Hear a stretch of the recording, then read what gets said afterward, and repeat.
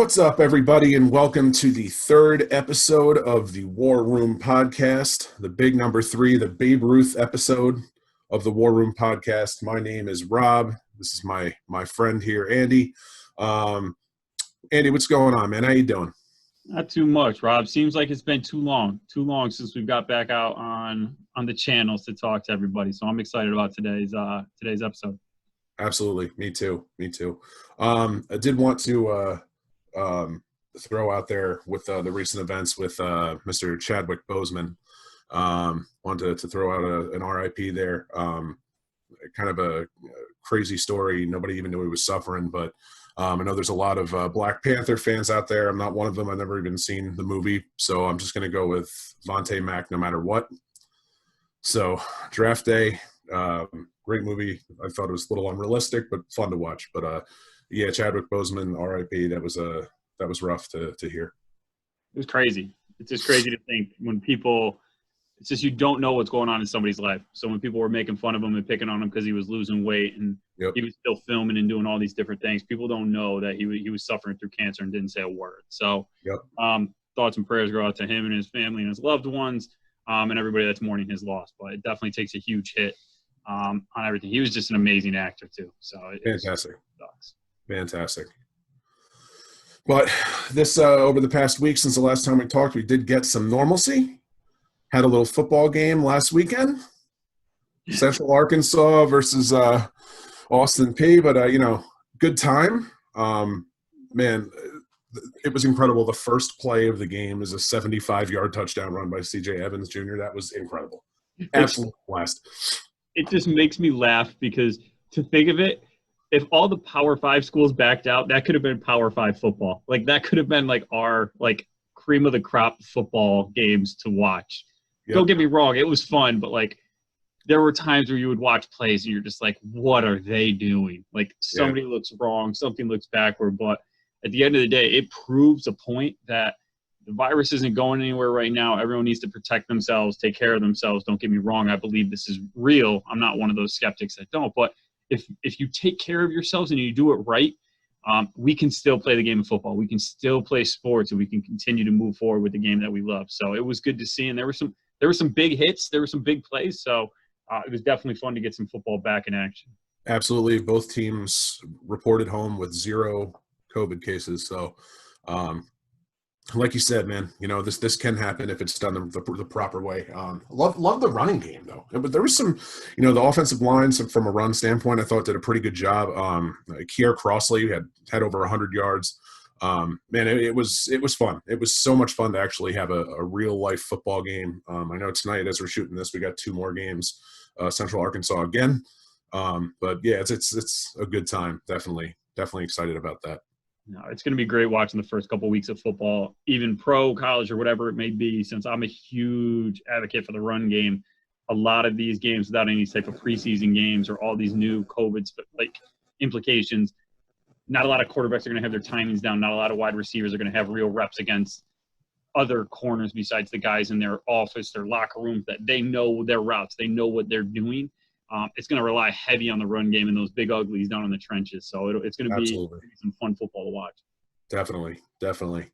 So to get into today's show, we had originally said that we were going to take 2 episodes and have me go through my coaching staff and then have Andy go through his coaching staff on a separate episode. It has been a little over a week.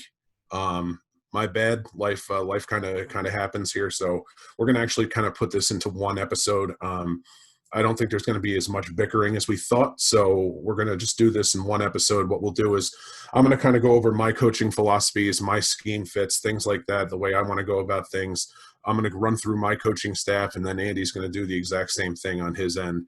And then we'll kind of talk a little bit about, how our schemes differ, why we believe in the schemes that we do, and kind of, what went into some of the coaching picks that we made. So I'll start it off. Like I said in the last episode, this isn't going to be something where, we have Nick Saban and Bill Belichick as our head coaches. We're promoting. All across the board, we are promoting except for the position coaches. Those are the only ones because obviously, you can't get any lower than a position coach. Not that that's a negative thing. It sounded negative, but I didn't mean it that way.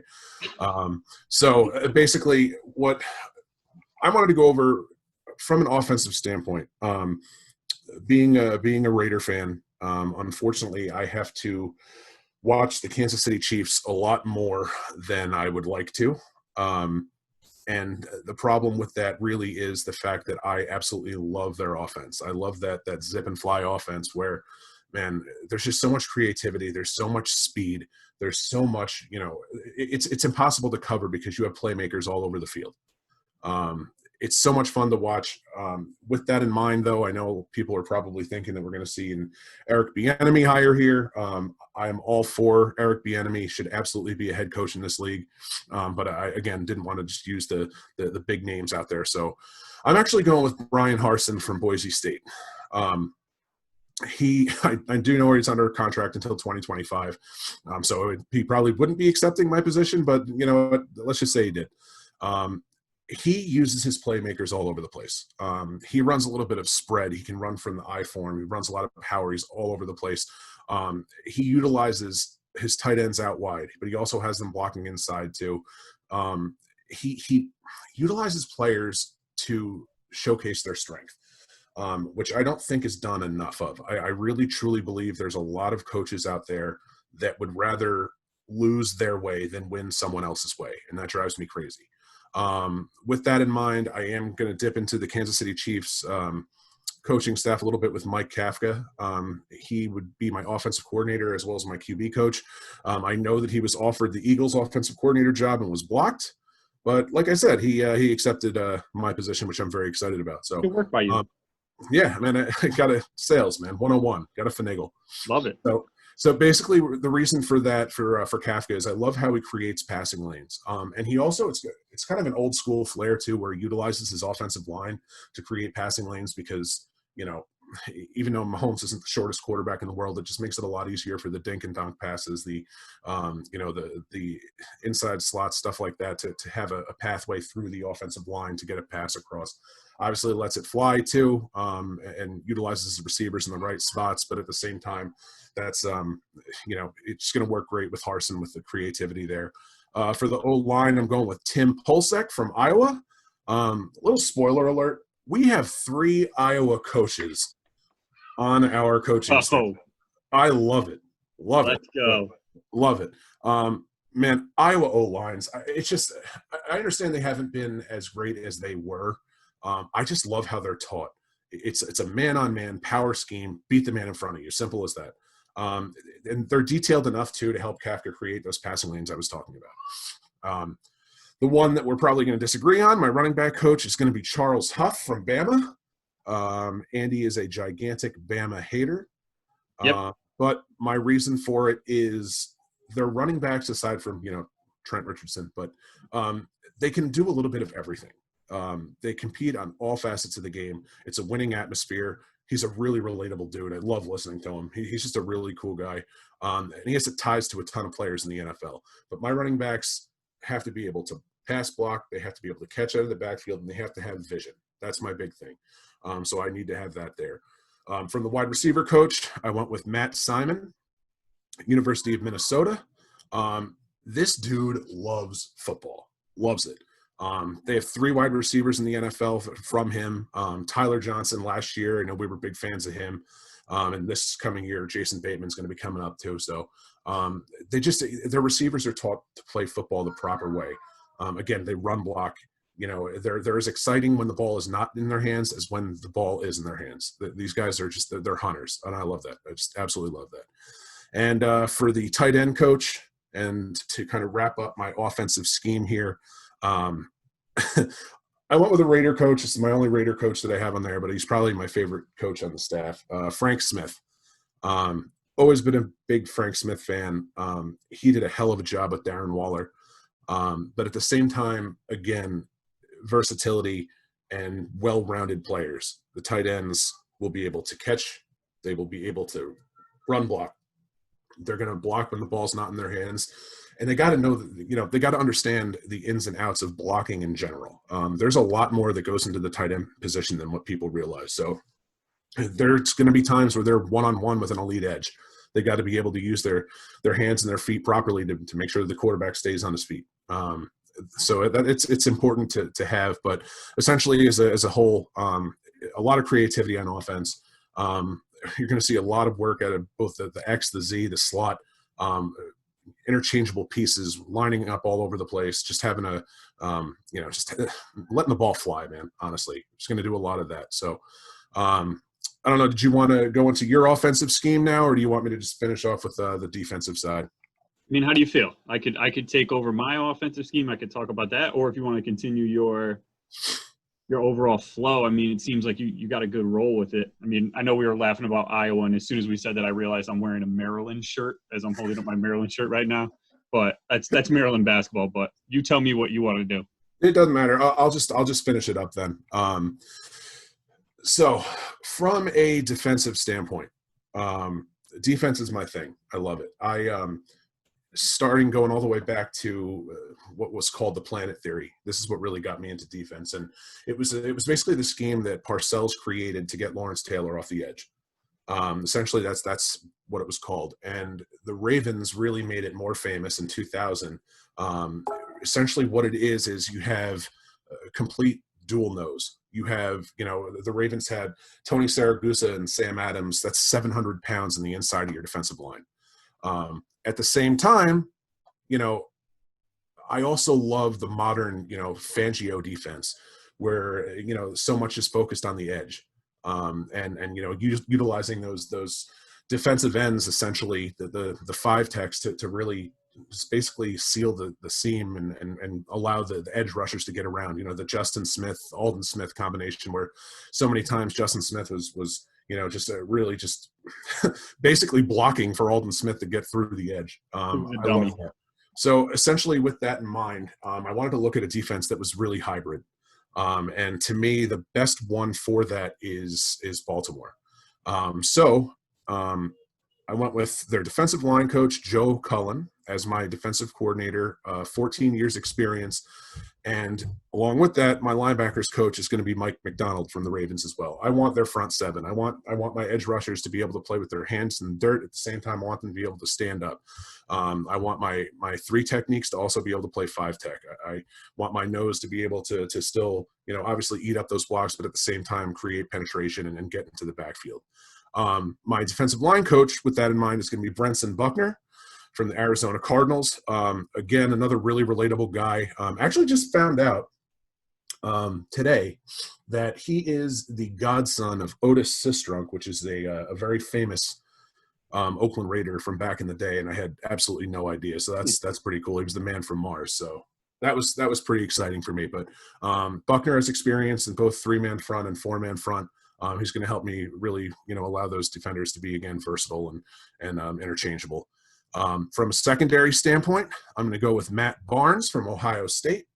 Man, the secondary, what I find interesting about Ohio State is they're constantly producing playmakers, and not just zone and not just like zone corners. There's also a lot of bump and run man-to-man corners that come out. And it's just incredible how they're able to groom both sides. I know that's a conversation you and I had where I know you're a big zone defense guy because the fact that the ball stays in front of them, and that's a really big deal. And I totally get that. But at the same time, I love the fact that you can, with bump and run, really disrupt a pass pattern, get in the receiver's head and he's not able to make that cross route or something like that. And the timing's off. And the next thing you know, your linebacker's right there to get a pick. So I went with Matt Barnes. He's been a big part of their secondary for a while. And also for special teams, just for the sake of fun here, I went with Jay Harbaugh from Michigan. 2 reasons. One, so you can stop annoying me about having Charles Huff, and I can say that Jay Harbaugh is also the running back coach there, so he's going to be helping Mr. Huff there. Thank you. Yeah, you're welcome. But also at the same time, the pedigree, the Harbaugh family, love the juice they bring. Jay is a really intelligent guy. Looking forward to seeing how he can mold the special teams and hopefully, continue to bring the juice from that standpoint as well. I like it. Of course, not as much as I like mine, but naturally. It's a good squad, and we got some similarities and differences in our schemes and our thought process. But no, I mean, it's definitely a good team, and it would be amazing to see if we could actually put that together. But of course, we need millions and millions of dollars to buy a franchise and do this. So if anybody's listening and wants to donate, we're more than happy to accept that. We can start a GoFundMe whenever you'd like. We could do that. That's a good idea. And I think it would actually be billions and billions if we wanted to have a say. But it's COVID. We'll be all right. That's true. They're going down. It's not like rental properties or housing right now. We're okay. You're right. We're okay. But on to my team. So my team and my philosophies are a little bit different, but not crazy. So my biggest thing on offense is really making sure that we spread out the ball. And the way in which you spread out the ball to all your wide receivers, your tight ends, your running backs, it really starts with the quarterback. And what I mean by that is I really wanted to go a smart route, an up-and-coming, soon-to-be head coach, because he will be a head coach before we know it.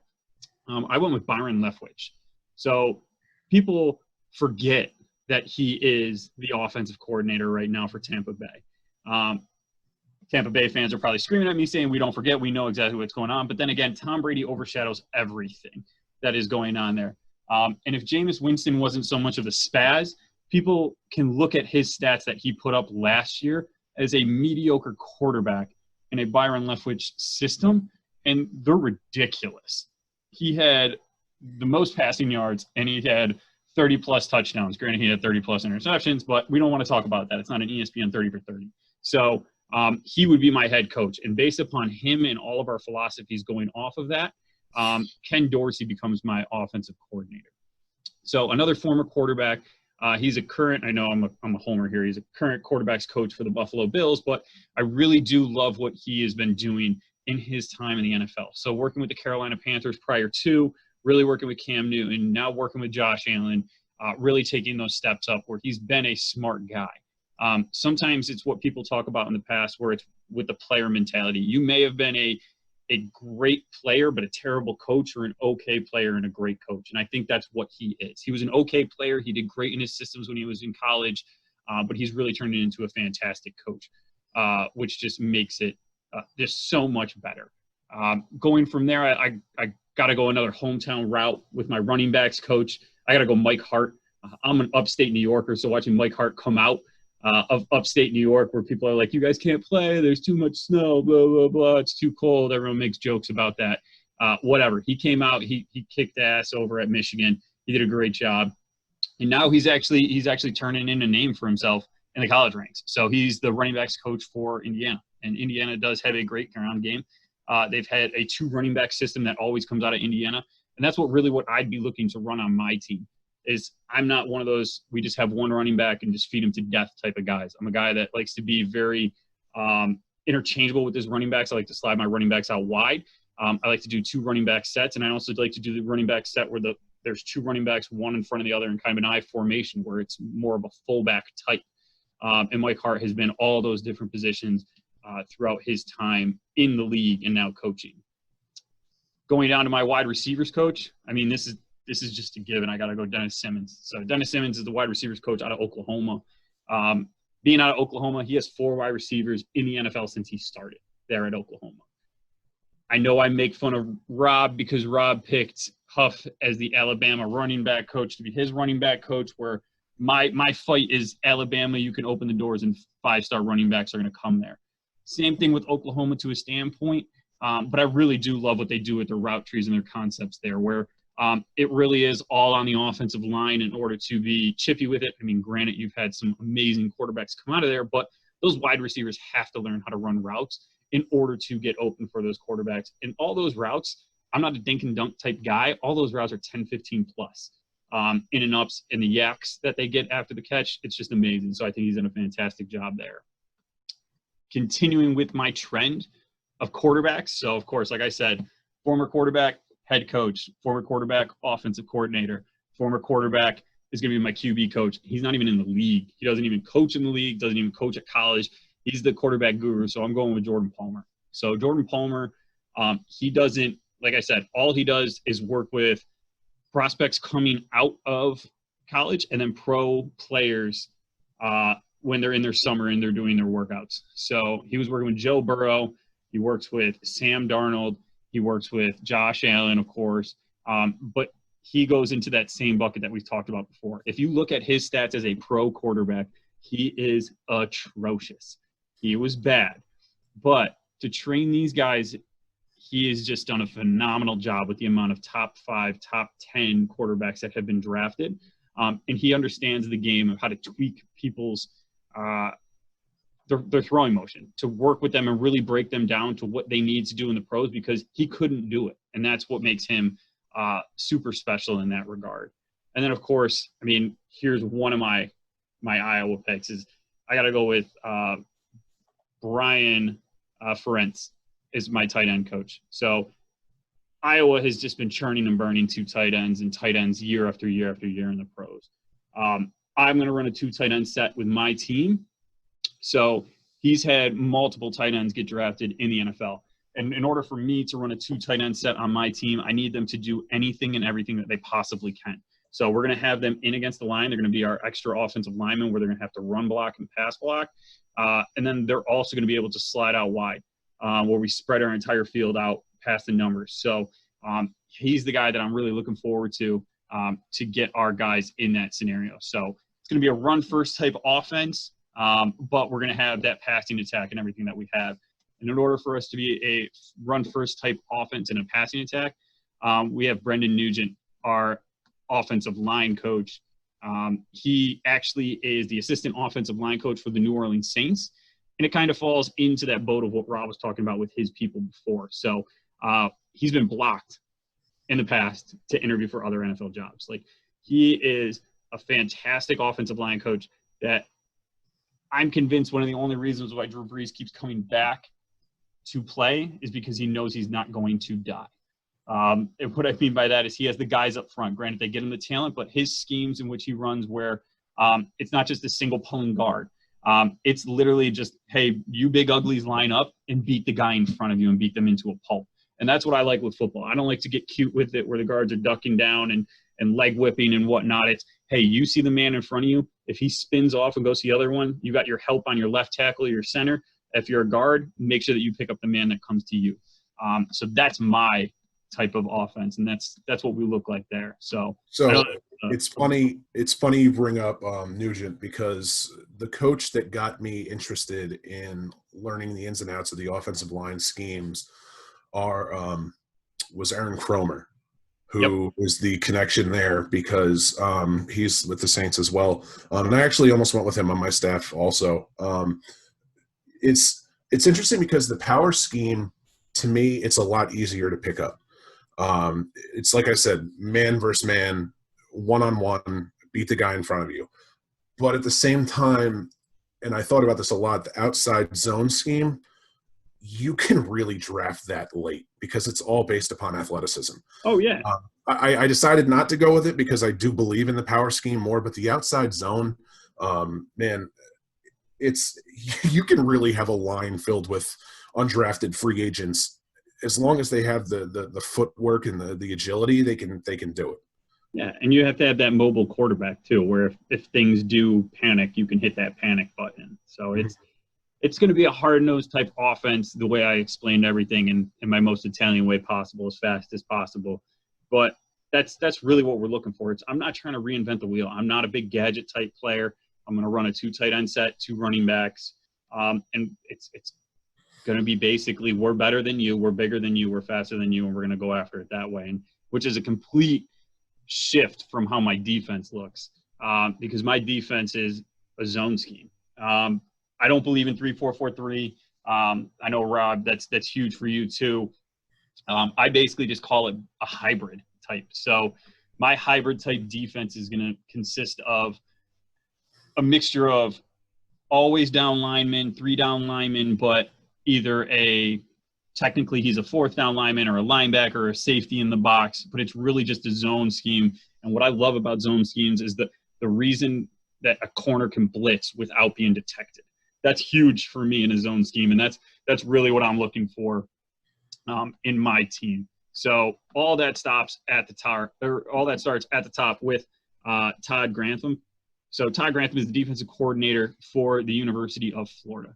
So he runs that exact hybrid that I talked about, where It's that 3-4 if you have to put a label on it.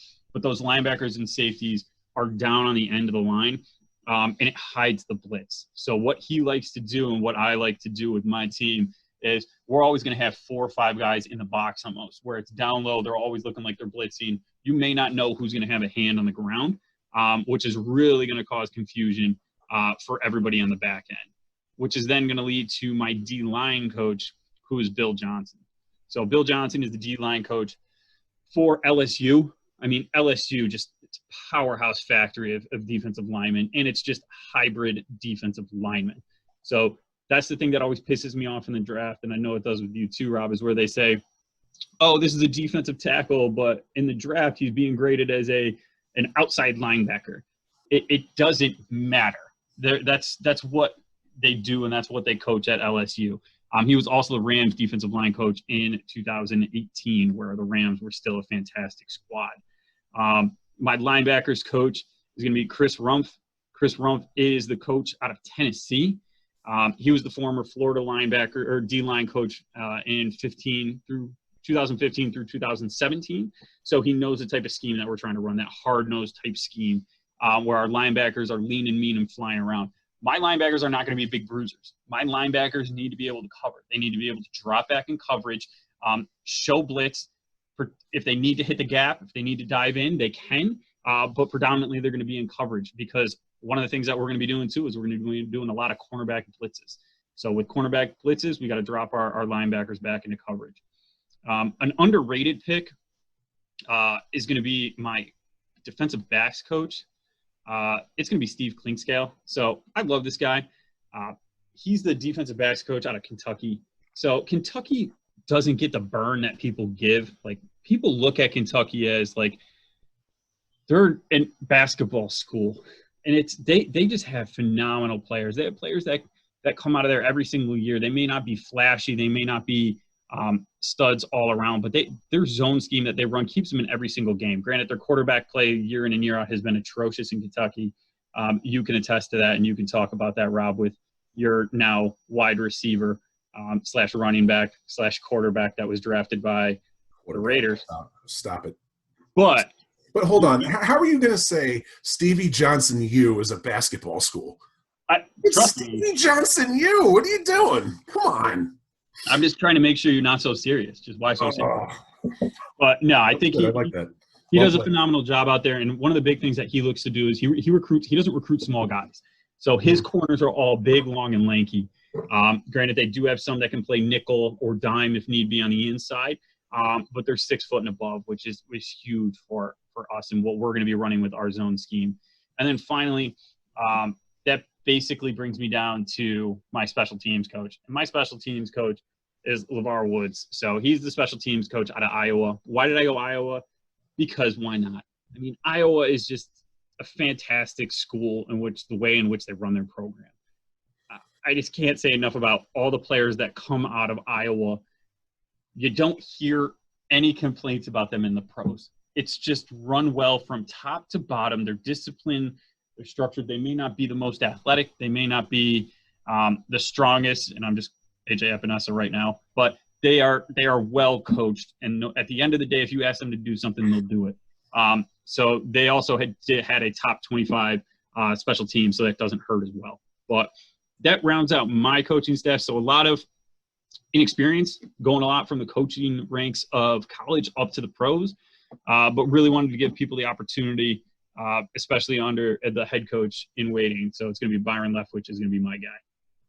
So it looks like something that we absolutely agree upon is versatility. Absolutely. It seems like that is the big thing for both of us. And it's funny that you bring up the linebacker position too, with, you know, basically the thumpers being kind of non-existent nowadays in the NFL. But, you know, one name that they kind of went out there this week was Raekwon McMillan, who the Raiders actually picked up. And I kind of thought of that at first too, with, you know, where do they fit nowadays? And I kind of, you know, so I did some digging, And so the Raiders right now have 2-3 techniques essentially that they're probably going to be starting side by side with Malik Collins and Mo Hurst. Normally you would think that that's going to be kind of a danger, especially on first down, running plays especially. But when that thumper is behind a situation like that, they now have a value on first down. So I do understand that. Also, your goal line defense too, good to have. But yeah, man, it's funny how the linebacker position has really changed, like really changed. Yeah, and I mean, I get the thumper aspect of that, and don't get me wrong, I do love those Spikes linebackers back in the day where it was Takeo Spikes and Brendan Spikes, where they're literally the guy on the field where if you have a wide receiver runner out behind them, they're going to shit their pants. They have no idea what to do. But if you have someone running in front of them and they can see the gap, they're going to fill a hole, and that hole is going to be extremely clogged. But I mean, Tanner Muse, safety in college, he's going down to linebacker. I mean, Isaiah Simmons, linebacker freak who runs. It's just the nature of the beast. And I know who just got a big deal with the Texans. Cunningham. Yeah, Cunningham just re-signed a big deal, and people's knock on him was he's too small, he's not big enough, he can't play linebacker. He's big enough, he's fast enough, he's strong enough, he's playing linebacker, he got his extension. Yep. So it's definitely a lost art, but definitely something that, like you said, if you do have a guy that can fit a niche and fill in on special teams, it's a huge reward to have that thumper if need be. But my team's going to be lean and mean, where if we do get in those goal lines, we might as well just part like the Red Sea and just let them walk in, and we'll just take the ball on offense and go from there. I like it. It was good chatting about that, man. It's good. Guys, if you're watching this, please do some research. Check it out. Read a little bit about some of these guys. It was fun to do. It was a fun exercise to do. So definitely learned a lot about some of the other guys, out there, and good to hear from you on your picks too. But before we go, did want to give a shout out and a congratulations to Trevor Lawrence for officially being a Jacksonville Jaguar. So I believe we're on pick 2. Congratulations. Yeah, so that's good for him. So it'll be fun to kind of talk about that. Yeah, I love the fact that they're trading everybody and the Browns are getting rid of everybody and taking all these picks. So it's going to be interesting to see with the salary cap if the Browns can pay anybody. So hope it works out. They're running the franchise like Madden. But yeah, I like it. I know we're backed up against it right now, guys, but we appreciate it. Next week, we're going to go through the fun start. This is where Rob and I will actually start bickering even more so when he drafts his team and I draft my team. We're working out the logistics on how the best way to do it for you guys so that you guys can make sure that you follow along with us. But yeah, make sure that you guys follow us on Twitter and Instagram at _War Room 33. Also, guys, if you're watching on YouTube, please subscribe, follow, and any suggestions, anything like that, comment below. We're open to anything. But thank you all very much. Yep, thanks guys, and we'll catch you next time.